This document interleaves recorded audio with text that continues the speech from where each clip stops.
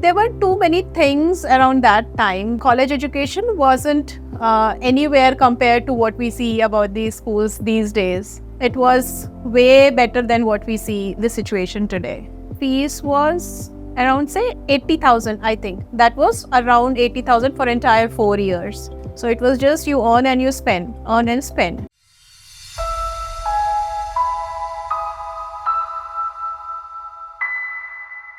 Hi Arth, and welcome to the session. Hi Diksha. Thank you so much for coming, and I am really excited to hear your story and learn whatever you have learned through your experience as well. So can you please tell me a bit about your personal educational journey and what was it like managing the finances of it all as well? My education was in Chhattisgarh, entirely my school as well as my college. So I did my bachelor's in engineering also as well in Bhilai. And financially, there were too many things around that time. The school was run by the Bhilai Steel Plant, which is a SAIL governed institute. And the fees were, for the BSP employees, the Bhilai Steel Plant employees, their kids used to study free of cost. So there were say around 50-50 ratio it was, BSP and non-BSP kids. And in those days, I remember my school fees used to be 120 rupees. Yeah, that was per month. Oh, yeah, okay. 120 rupees. No, that wasn't even per month. I think that was a quarter or so something.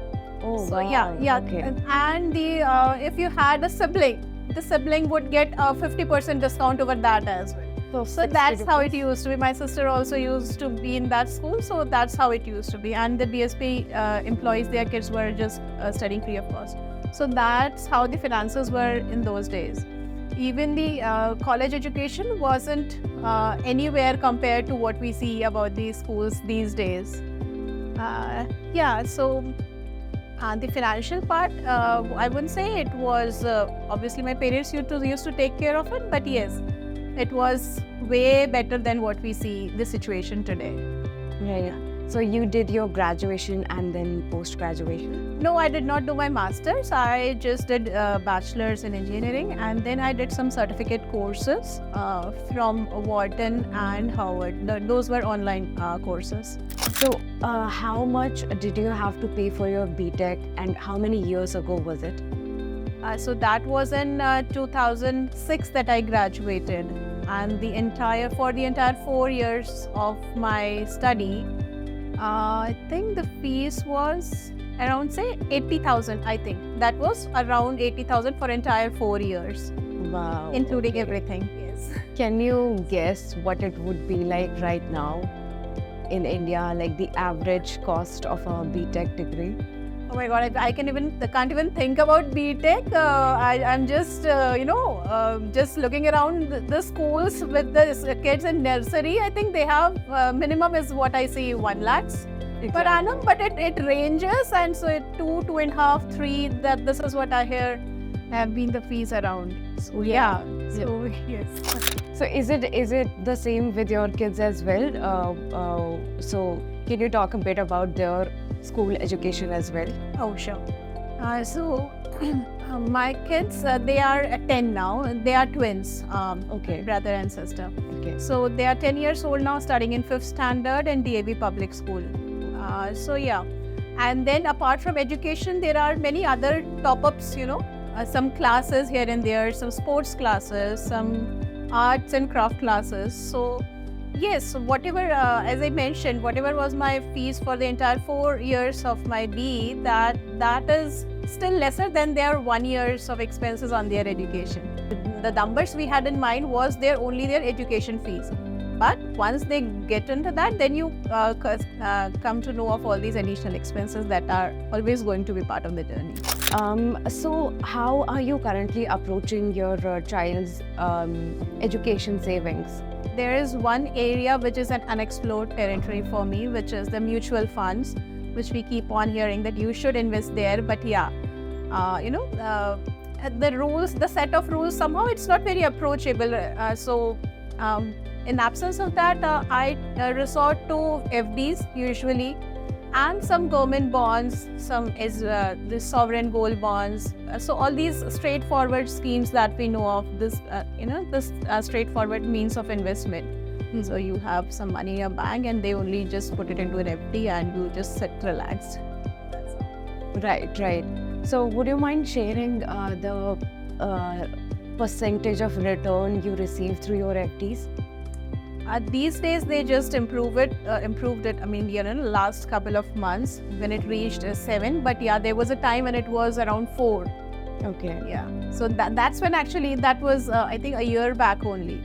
Right. Earlier it used to be somewhere around 5 to 6%. Last year it was around 4. That's when I started looking at. That's when was the first time I opened my Demat account. Okay. But after that, I did not know where to invest exactly. So it's just lying there. Okay. I haven't made any further investment. How would you like to save for your kids' college education? And how much do you think it's gonna cost in, let's say, next 8 years? The college education, it entirely depends on the stream they choose and the colleges. But yes, an MBA college today, in my time, 10-15 years back, it was say 30 lakhs per annum from a A or A plus rated institute. So now even the ones which are not even A, they charge this much amount of money for a year. So yeah, you can just calculate how it goes. It would be way beyond that. And how am I looking to? Yes, as I said, the mutual funds is an unexplored territory for me due to just purely lack of awareness.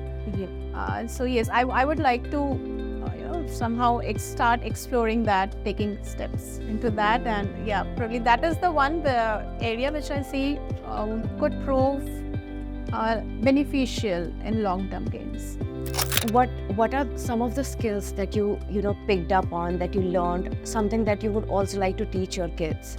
So one thing is to have to think ahead, to plan ahead, because when I would relate it to myself. When I just started earning, that time I did not have anything in my mind that I had to plan. So it was just you earn and you spend, earn and spend. So initially savings was not in the entire thought process itself. But yeah, slowly you start investing. When you have kids, then that it all comes with responsibility in a way. But the earlier you sense it, and because there were some of my colleagues who made some sensible decisions, who took property, when they started earning. So that was something unthinkable for me. Why go there? Just enjoy your life.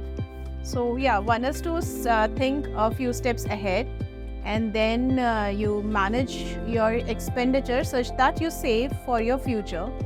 So yeah, and this is the basic I would like to teach them. So Arth, has there ever been a situation in your life where you made a big financial mistake? If there was, what did you learn from it? Yeah, I wasn't a very good financial planner from the very beginning. So yes, one thing, I am working with a private organization. Earlier government organizations, now they do not, but earlier they used to have a pension scheme which took part of the later years of your life. But being in a private organization, that is some part which I completely skipped, ignored in the very beginning. So opening an NPS account, this is something which was very, very, very much delayed from my end. Then planning out term insurance. These are few things which we do not take into consideration itself when you just are in your early years of your career. So these are two things which were quite delayed from my end. Yeah, so I would take these as the financial mistakes. To sort of wrap up this conversation, what advice would you have for the parents who are watching us today? The parents who are currently saving for their kids who are very young. What advice do you have for them in terms of planning for their education? Okay. So being a parent myself, I know as soon as a baby is born, your entire world turns upside down, you can say, and you do not have anything else in your mind apart from the day-to-day activities of the baby. And by the time you actually, or for me actually it happened, by the time I actually started planning or thinking of their financial stuff in their coming years, they were already into the school. So yeah, the only advice I would give is start early. start a step well in advance, a step or two steps well in advance. So yeah, that's the core of it. Exactly. Start early and plan smartly. Sure. And choose EduFund. So thank you so much for your time, Arth. It was really nice having a conversation with you. Thank you, Diksha. Thank you for joining us for yet another episode of Chasing Dreams with EduFund. We'll be coming back to explore more financial stories of Indian parents, and we'll give you more financial tips. So stay tuned for that and have a great day.